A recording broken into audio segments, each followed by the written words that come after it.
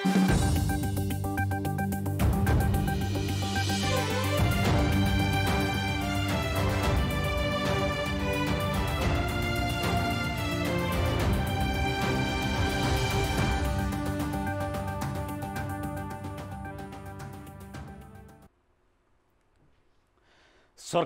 काम कारबाहीको निगरानी र निर्देशन दिने संसदीय समितिका निर्देशन नै सरकारले कार्यान्वयन नगर्दा विधि र सुशासन नारामा सीमित भएको छ।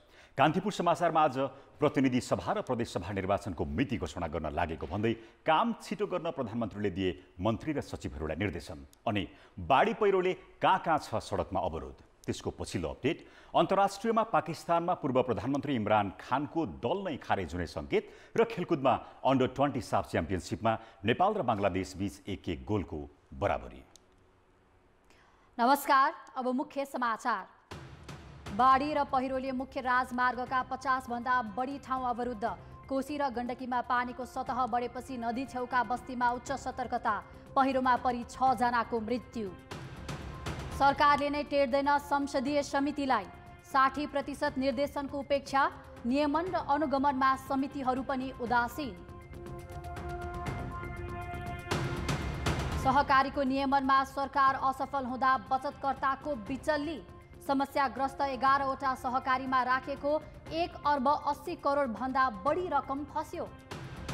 अमेरिकी सभामुख पेलोसीको सम्भावित ताइवान भ्रमण विवादले वाशिंटन र बेइजिङ बीचको तनाव बढ्यो। सीमा क्षेत्रमा सैनिक पठाउने चीनको तयारी। र एन्फाले घोषणा गरेको पुरस्कार 5 वर्षदेखि उधारै। चर्चामा आउन घोषणा गर्ने र वर्षौं झुलाउने प्रवृत्तिले खेलाडीको भावनामा खेलबाड।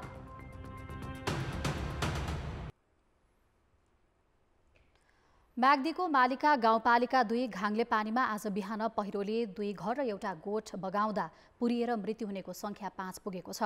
2 जना गम्भीर घाइतेलाई उद्धार गरी उपचारका लागि प्राथमिक स्वास्थ्य केन्द्र दरबाङमा लगिएको छ। आज बिहान अन्दाजी 36 बजे खसेको पहिरोले पूर्दा गोठे बिकका छोराहरू नवीन र राजन बिकको घटनास्थलमा मृत्यु भएको प्रमुख जिल्ला अधिकारी चिरञ्जीवी राणाले बताएका छन्। पहिरोमा पुरिएका 37 वर्षीय घामबहादुर, उनकी श्रीमती राममाया र 8 वर्षीय छोरी रोजीको मृत्यु भएको हो।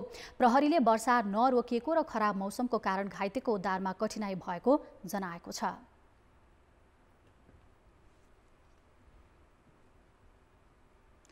लगातारको वर्षाका कारण सप्तकोशी नदीमा पानीको बहाव यो वर्षकै उच्च मापन गरिएको छ।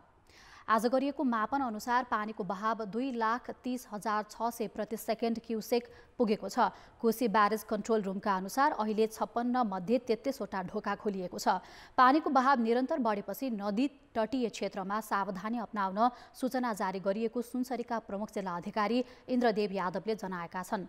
पानीको बहाव बढेपछि कोशी ब्यारेजमा खतराको संकेतका लागि रातो बत्ती बालिएको छ। यस्तै लगातारको वर्षाका कारण नारायणी नदीमा पानीको बहाव बढेपछि गण्डक बाँधको सबै ढोका खोलिएको छ। ब्यारेजमा पानीको बहाव उच्च भएपछि नेपाल र भारततर्फ रहेका 36 वटे ढोका खोलिएको हो। ब्यारेजमा अहिलेसम्ममा 2,98,000 क्युसेक प्रति सेकेन्ड पानी प्रवाह भइरहेको छ। संरचना पुराना भएकाले गण्डक ब्यारेजमा 3 लाख क्युसेक पानीको प्रवाहमा खतराको सूचक मानिन्छ। नारायणी नदीमा बाढीको कारण क्षति पुग्न सक्ने भन्दै पूर्वी र पश्चिम नवलपरासीमा सतर्कता अपनाउन प्रशासनले आग्रह गरेको छ। साउने झरीका कारण 3 वटा राष्ट्रिय राजमार्गका 50 भन्दा बढी ठाउँमा यातायात अवरुद्ध भएको छ। बाढी र पहिरोले काठमाडौँलाई जोड्ने मुख्य मार्ग नारायणगढ मुगलिङ सडक खण्ड ठाउँ ठाउँमा अवरुद्ध भएको छ। त्यस्तै नौबिसे मुगलिङ पोखरा खण्डमा पनि पहिरो झरेका कारण राजमार्ग खुल्ने र बन्द हुने क्रम चलिरहेको छ। लगातारको वर्षाले पहिरो खस्ने क्रम नरोकिँदा सडकको अवरोध हटाउन समस्या भएको सडक विभागका महानिर्देशक अर्जुन जङ थापाले जानकारी दिए। यस्तै 12 वटा राष्ट्रिय राजमार्गमा एकतर्फे मात्र गाडी चलेका छन्। कोशी राजमार्ग अन्तर्गत रानी विराटनगरदेखि किमथाङकासम्म ठाउँ ठाउँमा अवरोध भएको छ। त्रिभुवन राजपथको हेटौडा भैँसे पालुङ खण्डमा पनि अवरोध हट्न सकेको छैन। डुम्रे बेसी सहर चामे खण्डमा अवरोध छ। काठमाडौँ धुलीखेल कोदारी सडकमा पनि पहिरो पुरै हटाउन समस्या भएको छ। बुटोल तानसेन रिडी कोरला ठोरी भरतपुर तथा रारा राजमार्गको थारमारे चौरजहारी जाजरकोट खलङ्गा जुम्ला कुडारी मुगु सडक पनि अवरुद्ध भएको छ। मध्य पहाडी राजमार्ग सहित अरू सहायक मार्गमा बाढी र पहिरोले अवरोध पुग्दा आवागमन प्रभावित भएको छ। सडक विभागले भने पहिरो हटाउने काम भइरहेको जनाएको छ। सरकारका कामको निगरानी र निर्देशन दिने संसदीय समितिहरूकै अधिकांश निर्णय सरकारले मान्दैन। करिब 5 वर्षको यो अवधिमा संसदीय समितिले दिएका झण्डै 60% निर्देशन सरकारले कार्यान्वयन नगरेको तथ्याङ्कले देखाउँछ। समितिले पनि निर्देशन दिने तर अनुगमन नगर्दा सरकारलाई मनलाग्दी गर्न छुट मिलेको छ भने सुशासनको प्रतिबद्धता नारामा सीमित भएको छ। प्रधानमन्त्री शेरबहादुर देउवाले मन्त्रालयहरूका काम प्रभावकारी ढङ्गले अघि बढाउन मन्त्री तथा सचिवहरूलाई निर्देशन दिएका छन्। प्रधानमन्त्री बनेपछि देउवाले दोस्रो पटक मन्त्री र सचिवहरूसँग संयुक्त रूपमा छलफल गरेका हुन्। प्रधानमन्त्री कार्यालय सिंहदरबारमा आज सबै मन्त्रालयका सचिवहरूलाई बोलाएर देउवाले झण्डै 5 घण्टासम्म काम कारबाहीबारे जानकारी लिएका छन्। त्यस क्रममा उनले सङ्घ र प्रदेशसभाको निर्वाचनको मिति घोषणाको तयारी भइरहेकाले चुनाव सम्बन्धी गर्ने काम छिटो गर्न समेत निर्देशन दिएका छन्। विभागीय मन्त्रीबीच स्वार्थ बाजिँदा यही कार्यकालमा यो विधेयकको टुङ्गो लाग्ने सम्भावना टरेको छ। विकास प्रविधि समितिबाट पारित सूचना प्रविधि विधेयक दलीय स्वार्थकै कारण संसदमा निर्णयार्थ पेश हुन सकेको छैन। दलहरूकै स्वार्थ बाजिएका अख्तियार र मानव अधिकार विधेयक पनि अलपत्र छन्। सेवा प्रदायक र नियामक निकाय एउटै भएको भन्दै इयुले नेपालको हवाई क्षेत्रलाई कालो सूचीमा राखेको वर्षौं भइसक्दा समेत अन्तिम अवस्थामा पुगेको नागरिक उड्डयन प्राधिकरण सम्बन्धी विधेयक समेत अघि बढेको छैन। अब प्रतिनिधि सभाको सीमित कार्यकालमा विचाराधीन विधेयक टुङ्गोमा पुग्ने सम्भावना टर्दैछ। संसदले नि म्यानेजमेन्ट गर्नु पर्यो क्या, कति समितिबाट आए, कुन कुन विधेयक आछन्, त्यसलाई कसरी चाहिने हामीले छलफलमा लाने, अथवा छलफलमा नलाने हो भने सम्बन्धित समितिमा यो कारणले तिमीहरू चाहिँ विधेयक फिर्ता गरिया छ, फेरि चाहिँ यसमा गहन छलफल गरेर पेश गर भन्नु पर्यो नि त। अहिले सङ्घीय संसदमा 48 विधेयक विचाराधीन छन्। कतिपय विधेयक दर्ता मात्र भएका छन् तर सदनमा प्रस्तुत गरिएका छैनन्।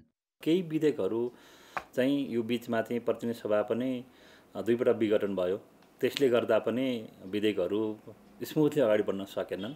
धेरै विधेयक विचाराधीन हुँदा पनि संसदले फटाफट काम गर्न सकेको छैन। संसद विघटन, सरकारको गैर जिम्मेवारी र संसद अवरोध लगायतका कारणले पनि कानुन बनाउन ढिला भएको देखिन्छ। सत्तापक्षले जुन तहमा विधेयकहरूलाई सदनमा लैजाने, संसदमा त्यसलाई छलफल गराउने, त्यसलाई पारित गराउने कार्यसूची सदनले दिनुपर्ने थियो। त्यो कुरामा त्यति धेरै रुचि र त्यति धेरै उत्सुकता देखिँदैन। समितिले सम्बन्धित मन्त्रालय र सम्बन्धित उसलाई चाहिँ बोलाएर र विज्ञहरूसँग छलफल गरेर समितिबाट पास गरेर संसदमा ल्याउँछ। संसदमा ल्याइसकेपछि पनि संसदका बिजनेसहरू हुन्छ, संसदका बिजनेसलाई पहिलो प्रायोरिटी नम्बर कसलाई राख्ने र प्रायोरिटी अनुसारको अगाडि बढ्छ। सरकारले चुनावको मिति घोषणा गरेसँगै कानुन निर्माणको गति निष्क्रिय हुनेछ।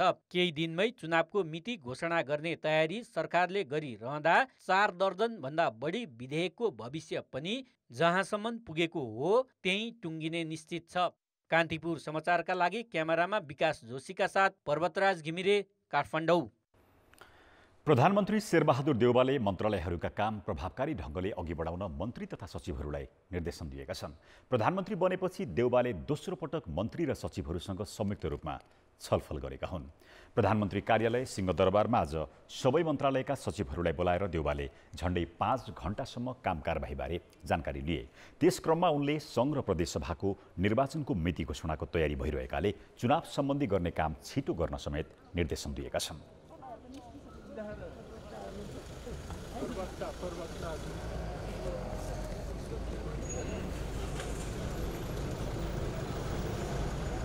सम्माननीय प्रधानमन्त्रीजीले मुलुकको हितलाई सर्वोपरि ध्यानमा राखेर जनताको विकास र समृद्धिको आकाङ्क्षालाई पुरा गर्नका निमित्त तपाईहरू समर्पणका साथ अगाडि बढ्नुहोस् र अब हामी चाँडै नै चुनावको चरणमा प्रवेश गरेका छौँ। त्यसको पनि त्यो कुरालाई पनि ध्यानमा राखेर तपाईहरू अगाडि बढ्नुहोस् भनेर प्रधानमन्त्री देउवाले सरकारले ल्याएको बजेट कार्यान्वयनको अवस्था र कार्य सम्पादनबारे पनि सचिवहरूसँग जानकारी दिएका छन्। उनले बजेट कार्यान्वयन प्रभावकारी गर्न मन्त्री तथा सचिवहरूलाई निर्देशन दिए। देउबाले यसअघि पुसमा समेत मन्त्री र सचिवहरूलाई राखेर मन्त्रालयका काम कारबाहीबारे जानकारी लिएका थिए। ब्रेकपछि समाचारमा पुनः स्वागत छ। प्रभावकारी नियमन नहुँदा सहकारी समस्यामा पर्ने र बचतकर्ताको रकम डुब्ने क्रम बढिरहेको छ। समस्यामा परेका सहकारीको जायजेथा बेचबिखन र ऋण उठाएर बचतकर्ताको रकम चुक्ता गर्ने प्रयास पनि सफल भएको छैन। समस्याग्रस्त सहकारी व्यवस्थापन समिति नै बचतकर्ताको रकम फिर्ता गर्ने गरी काम गर्न असफल भएका छन्। काठमाडौँको कुलेश्वर स्थित गौतम श्री बहुउद्देश्य सहकारी संस्था लिमिटेडका सञ्चालक अध्यक्ष रामबहादुर गौतम फरार भएपछि अहिले 5000 बचतकर्ता तनावमा छन्। यो सहकारीले करिब 7 अर्ब रकम फिर्ता गर्न बाँकी छ। सहकारी विभागमा नै 1145 भन्दा बढीले 1.5 अर्ब रकम फिर्ता माग्दै आवेदन दिएका छन्। सरकारले समयमै सहकारीको नियमन गर्न नसक्दा रकम डुबाउनेहरू बढिरहेका छन्। ब्याज चाहिँ धेरै आउँछ भनेर चाहिँ सहकारीमा राखेको, अनि त्यहाँ 13-14% दिनु भनेर राखेको। अब यस्तो हुन्छ भन्ने थाहा थिएन हैन। सरकारले त्यति गरेर चाहिँ कुनै पनि सहकारी संस्थालाई चाहिँ आफ्नो मार्फतमा राखेर चाहिँ निक्षेपकर्ताको पैसा चाहिँ कतै नजाओस्, बैंक सर सुरक्षा दिनु पर्यो। सहकारीमा रकम फसेको यो नौलो घटना भने होइन। 2075 सालमा सुधीर बस्नेतले सञ्चालन गरेको ओरिएन्टल सहकारी समस्यामा पर्दा निक्षेपकर्ताको 16 अर्ब 1 करोड रुपियाँ अहिलेसम्म उठ्न सकेको छैन। अहिलेसम्म सरकारले 12वटा सहकारीलाई समस्याग्रस्त घोषणा गरेको छ, जसमा डुबेको रकम फिर्ता गराउन सरकारले समस्याग्रस्त व्यवस्थापन समिति गठन गरेको 5 वर्ष भइसक्यो। अहिले योसँग 11वटा संस्थामा बचतकर्ताको डुबेको रकम 1 अर्ब 92 करोड फिर्ता गराउनुपर्ने जिम्मेवारी छ, तर 9 करोड मात्रै फिर्ता गर्न सकेको छ। यसको उद्देश्य त मुख्य कुरो चाहिँ समस्याग्रस्त घोषणा सिफारिस भएर आगाला मात्रै हेर्ने भएको हुनाले त्यही पनि अब कस्तो भने कालान्तरमा समय लाएर समस्याग्रस्त घोषणा भने र हामीले चाहिँ हार्डकोर अब त्यो रहलपहल चाहिँ श्रेष्ठता ल्याएर अनि इन्भेस्टिगेसन गर्दाखेरि यो टाइम लागेको मात्रै हो, नत्र हामीले केही उपलब्धिहरू चाहिँ हासिल गरेका छौँ। 3वटै तहका सरकारले सहकारीको चुस्त नियमन गर्न सकेका छैनन्।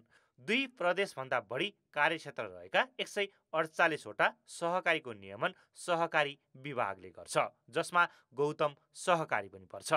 तर विभाग नियमनमा चुक्दा बचतकर्ता डुब्ने स्थिति आएको हो। सहकारी विभाग जस्तो नियामक संस्थाहरू प्रदेशमा पनि होला, स्थानीय तहमा पनि नियामक संस्थाहरूमा संस्थात्मक सम्झनै छैन अहिले भनेको मतलब त्यहाँ व्यवसायिक कर्मचारीहरू भएन। सहकारी बुझेको, सहकारी जानेको, क्रियाकलाप बुझेको मान्छे छैन। सहकारी भनेको धेरै टेक्निकल काम हो। सहकारीमा जम्मा भएको रकम कसले कहाँ लगेको छ र ऋण बाहेकको रकमका बारेमा समेत सबै सदस्यलाई थाहा हुनुपर्छ। तर सञ्चालकहरूले बदमाशीपूर्ण तरिकाले सहकारी सञ्चालन गर्ने र बचतकर्ताको रकम अन्य क्षेत्रमा लगानी गरी रकम डुबाउने स्थिति आउँदा पनि यसका अभियन्ता गैर जिम्मेवार देखिन्छन्। सहकारीको अन्तर्राष्ट्रिय जो सिद्धान्त मूल्यहरू छन् नि त्यसलाई पालना गरेका छैनन्। आफ्नो पारिवारिक ढङ्गले, व्यक्तिगत ढङ्गले यिनीहरूले सहकारी चलाएका छन्। यसलाई व्यक्तिगत व्यवसायको रूपमा जस्तो ठानेर जसरी चलाएका छन् ती त्यहाँ चाहिँ समस्या परेको छ। अहिले आएका समस्या त्यो 2-4वटा संस्थामा जो देखेका छन् वास्तवमा भएकै समस्या त्यही हो। र पारिवारिक ढङ्गले यो त सहकारी भनेको आम सदस्यहरूको हो नि त। त्यसो त सहकारी डुब्नुमा नियमनकारी निकाय मात्रै होइन, चर्को ब्याजको लोभमा सहकारीको सिद्धान्त विपरीत बचत गर्नेहरू पनि जिम्मेवार छन्। तर राज्यमा हुने यस्ता वित्तीय अपराधमा आवश्यक कानुन निर्माण गर्ने र सोही अनुसार चुस्त नियमन गर्न सरकारी निकाय चुक्दा कैयनको बिल्लीबाठ भएको छ। कान्तिपुर समाचारका लागि क्यामेरामा सुरज खड्काका साथमा सुदिल पोखरेल, काठमाडौँ।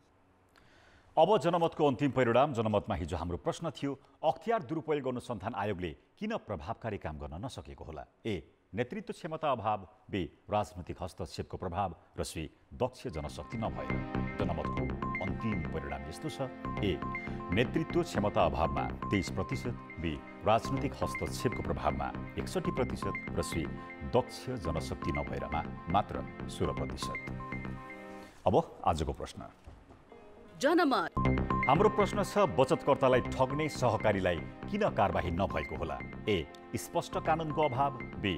सञ्चालक नै हाबी भएर, र सी. मिलेमतोको परिणाम। जनमतको अन्तिम परिणाम भोलि बेलुकी 8 बजेको कान्तिपुर समाचारमा प्रसारण गर्नेछौँ। कृपया न्युज स्पेस ए, बी वा सी टाइप गरी 34001मा SMS गरी आफ्नो मत व्यक्त गर्नुहोला। नेपालमा थप 509 जनामा संक्रमण पुष्टि भएको छ। 2762 जनाको PCR परीक्षण गर्दा 509 अर्थात् 18.4% कोरोना संक्रमण पुष्टि भएको हो। 2653 जनाको एन्टिजेन परीक्षण गर्दा 305 जनामा संक्रमण देखिएको छ। अहिले देशैभर 5144 सक्रिय संक्रमित रहेकामा 38 जनाको आइसियु र 5 जनाको भेन्टिलेटरमा उपचार भइरहेको छ। आज 279 जना संक्रमण मुक्त बनेका छन्। आज 11513 जनाको कोभिड विरुद्धको खोप लगाइएको छ। अहिले जनसङ्ख्याको 73.9%ले खोपको एक मात्रा र 70.5%ले पूर्ण मात्रा खोप प्राप्त गरेका छन्। विश्व स्वास्थ्य संगठनले स्वास्थ्य आपतकाल घोषणा गरेको मंकी पक्सको अब नेपालमै परीक्षण हुने भएको छ। विश्व स्वास्थ्य संगठनको सहयोगमा 200वटा रिएजेन्ट प्राप्त भएपछि PCR प्रविधिबाट नेपालमै मंकी पक्सको संक्रमण भए नभएको थाहा हुने राष्ट्रिय जनस्वास्थ्य प्रयोगशालाले जनाएको छ।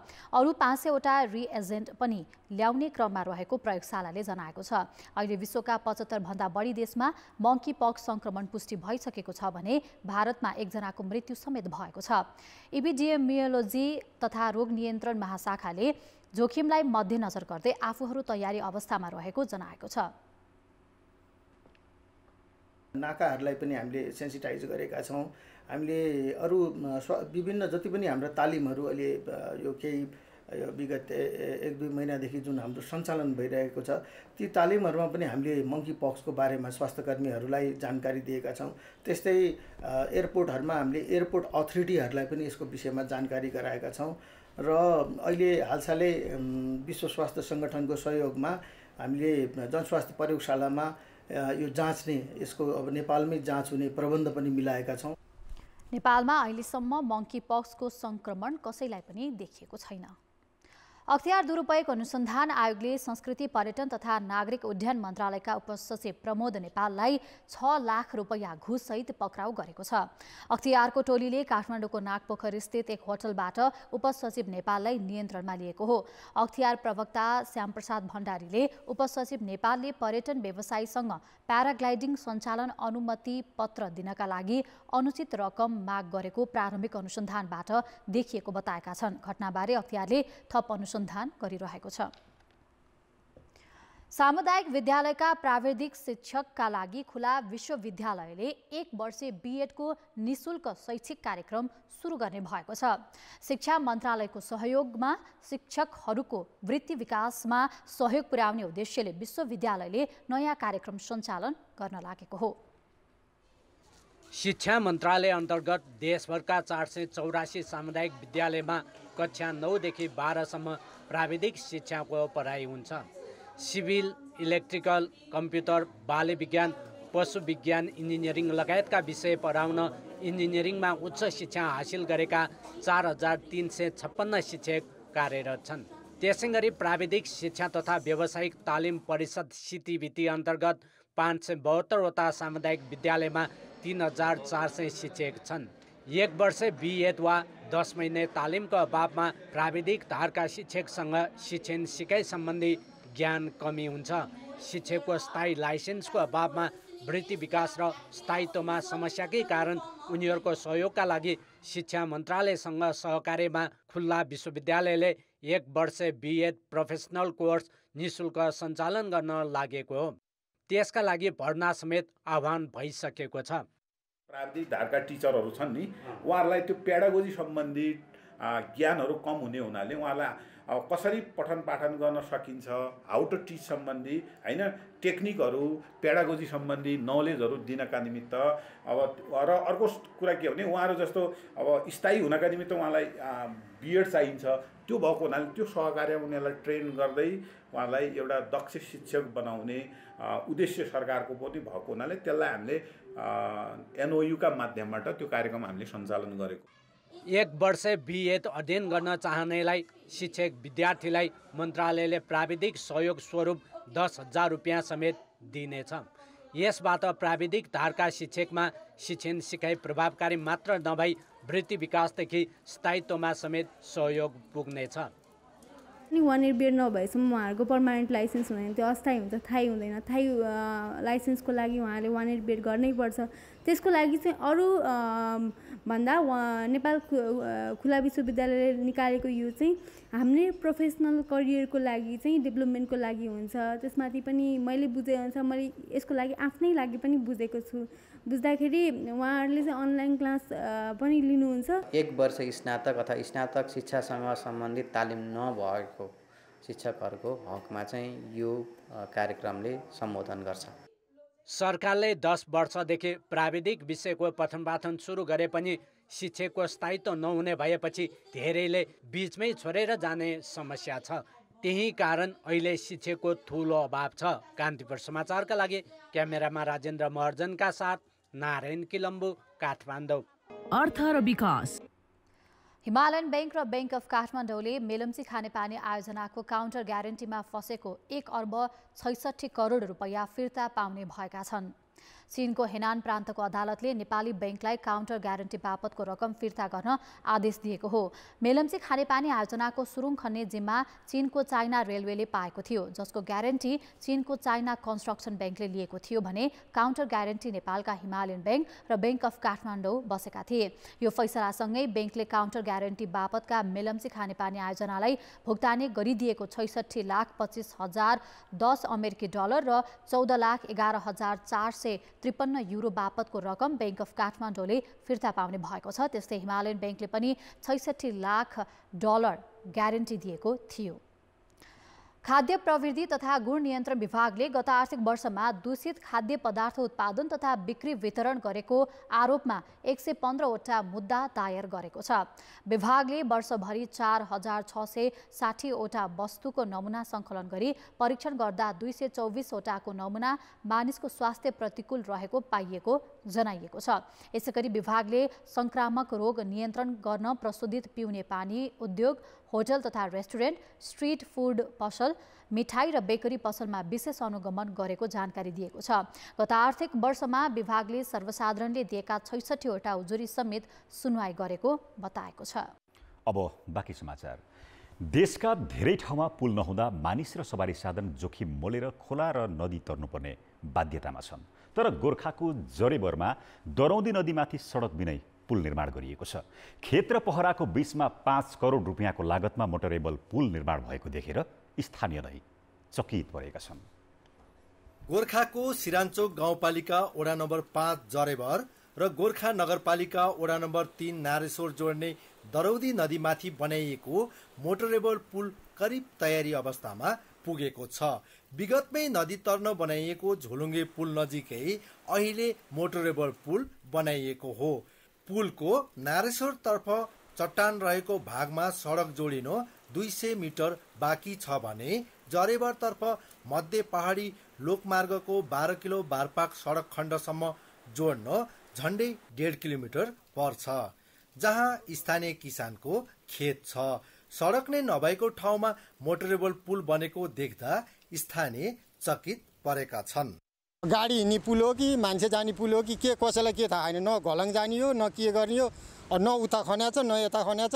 यो पुल एचटिसी गणेशकुण्ड आइएस निर्माण सेवाले निर्माण गरेको हो। गण्डकी प्रदेशका तत्कालीन भौतिक पूर्वाधार मन्त्री रामशरण बस्नेतको पालामा 2077 साल जेठ 2 मा पुल निर्माण सम्झौता भएको हो।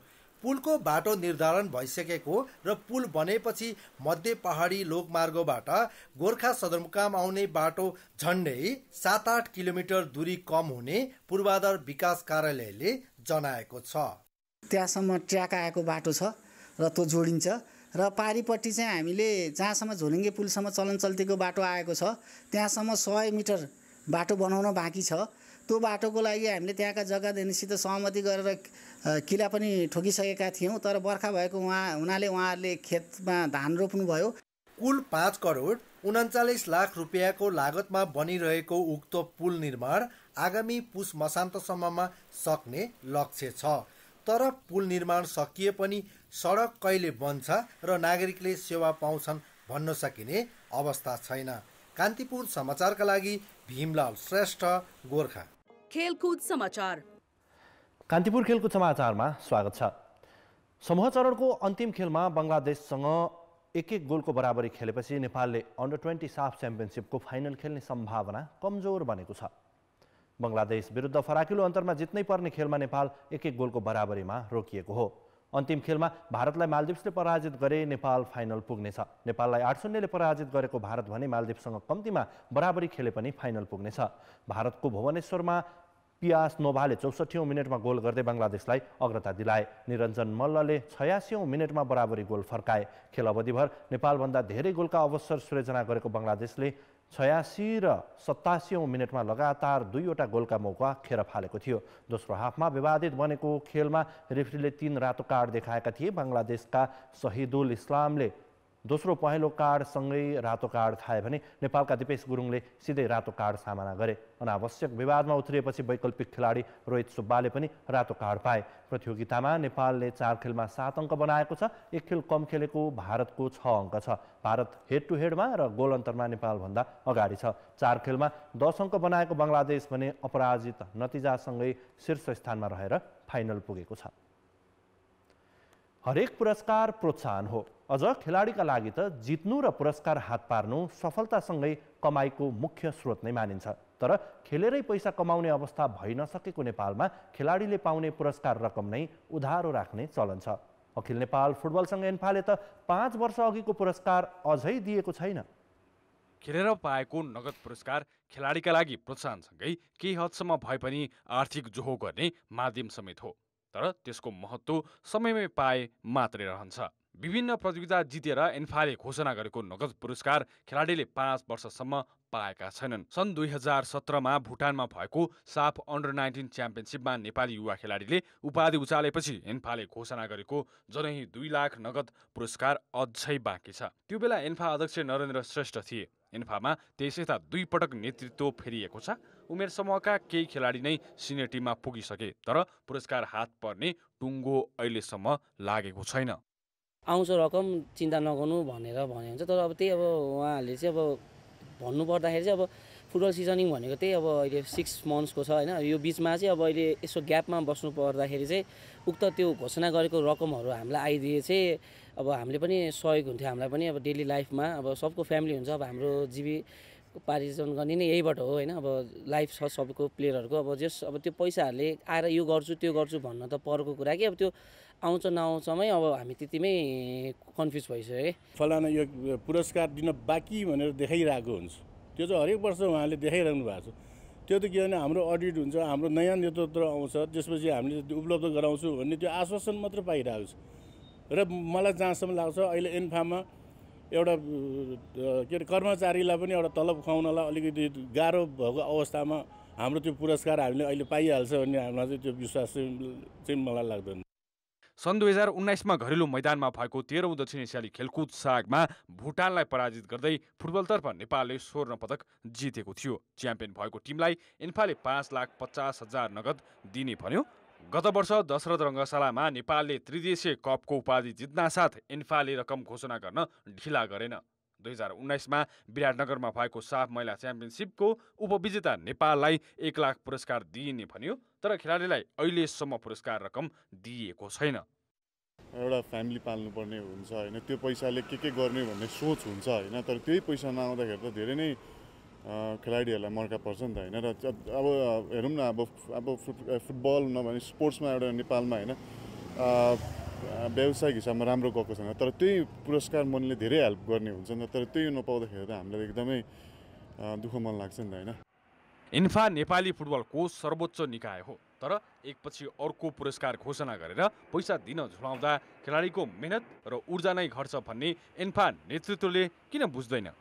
अनि दिन नसक्ने हो भने पुरस्कार घोषणा किन गर्छ? हामीले यस्तो पुरस्कार सहयोग चन्दा लगायतको चिजहरू चाहिँ हामीले एन्फाले आफै चाहिँ रेभेन्यू जेनेरेट गरेर अर्थात् चाहिँ आम्दानी गरेर दिनुपर्ने हुन्छ। तर अब पूर्व अध्यक्षज्यूहरूको पालामा अब विभिन्न कारणले चाहिँ त्यो आम्दानी हुन सकेन। अब अहिले हेऱ्यो भने पनि त्यो आम्दानीको स्रोत नै छैन। त्यस कारणले गर्दा त्यो आम्दानी नै नभएर पनि अब पुरस्कारको राशि सायद नदिएको होला। बहाना जे गरे पनि पुरस्कार घोषणा गर्ने तर वर्षौं उधारो राख्ने इन्फाको प्रवृत्तिले खेलाडीको भावनामा समेत खेलबाड गरेको छ। कान्तिपुर समाचारका लागि क्यामेरामा रूपक कोइरालाका साथ किशन भण्डारी, काठमाडौँ। यसै विषयमा आज हामीले सोधेका छौँ, इन्फाले खेलाडीलाई घोषणा गरेको पुरस्कार समयमै नदिइने प्रवृत्तिलाई के भन्नुहुन्छ? जनताको आवाज। खेलाडीहरूको मनोबल गिर्छ अनि त्यही कारणले गर्दाखेरि हाम्रो देशमा एउटा राम्रो खेलाडी उत्पादन हुनै सक्दैन। घोषणा गरिसकेपछि खेलाडीलाई त्यो नदिने भनेको त खेलाडीलाई पछि पार्ने हो नि त। पुरस्कार अथवा उसको रकम समयमै पायो भने झन् खेलाडीहरूको मनोबल अझै बढ्छ। यो चाहिँ व्यवस्थापनको नालायकपन। खेलकुद नबुझेको व्यक्तिहरू चाहिँ धेरै चाहिँ खेलकुदभित्र भएको हुनाले चाहिँ यस्तो भएको। आफ्नो मनोबल घट्ने, अब यो गेम खेलेर टाइममा पुरस्कार दियो भने त ओहो गेम खेलेर पैसा आउँछ है, गेममा पनि पैसा छ, गेममा पनि फ्युचर छ है भन्ने हुन्छ। मात्रै घोषणा गरेर आफ्नो नामको हाइलाइटेड गरेछ। उहाँहरूको चाहिँ बोलीमा मात्र सीमित हुन्छ कि उहाँहरूले कहिले पनि 2019 देखि हामीले उहाँहरूले बोलेको कुरा पाएको छैन। सरासर यो बेमानी नीति हो, त्यसले गर्दा खेलाडीहरूको मनोवैज्ञानिक रूपले प्रभाव पर्छ, त्यसले राम्रो दक्षता देखाउन पाउँदैन। सरकारले नदिएर पनि भएछ, हामीले किन दिन पर्यो भन्ने आएर यो चाहिँ तपाईँको चाहिँ नराम्रो प्रवृत्तिमा कम्पिटिसन बढी भयो। नदिने सोच छ भने बोल्दै नबोले राम्रो हुन्थ्यो। प्लेयरहरूलाई चाहिँ टाइममा पुरस्कारहरू दिन्न अनि त्यही भएर प्लेयरहरूको चाहिँ आफ्नो मनोबलहरू घट्छ, त्यही भएर प्लेयरहरू कम हुनु कारण त्यही हो। गैर जिम्मेवारी कुरा हो यो, त्यही हुनाले यो खेलाडीहरू अगाडि बढ्न नसक्नुको कारणै। घोषणा गर्न गर्छ तर खेलाडीहरूले त्यो पाउँदैन, त्यसै कारणले खेलाडीहरू अहिले विदेश पलायन भइरहेछ। आफ्नो नाम कमाउने प्रवृत्ति मात्र देखेको। सरासर अन्याय गरिरहेछ, घोषणा गरिदिन्छ दिँदैन, त्यही भएर खेलाडीहरूको मनोबल टुट्छ।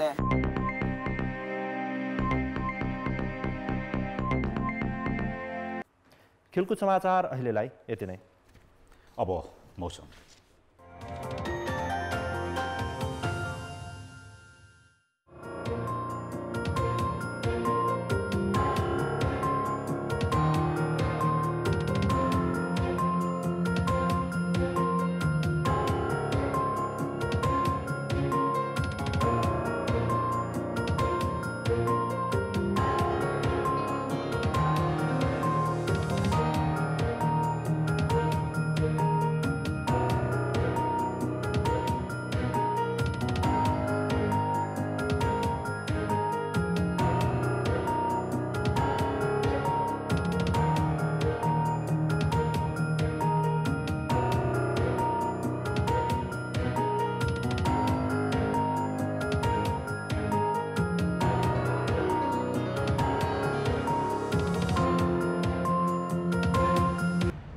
कान्तिपुर समाचार अहिलेलाई सकियो। कान्तिपुर टेलिभिजन हेर्दै गर्नुहोला। नमस्ते।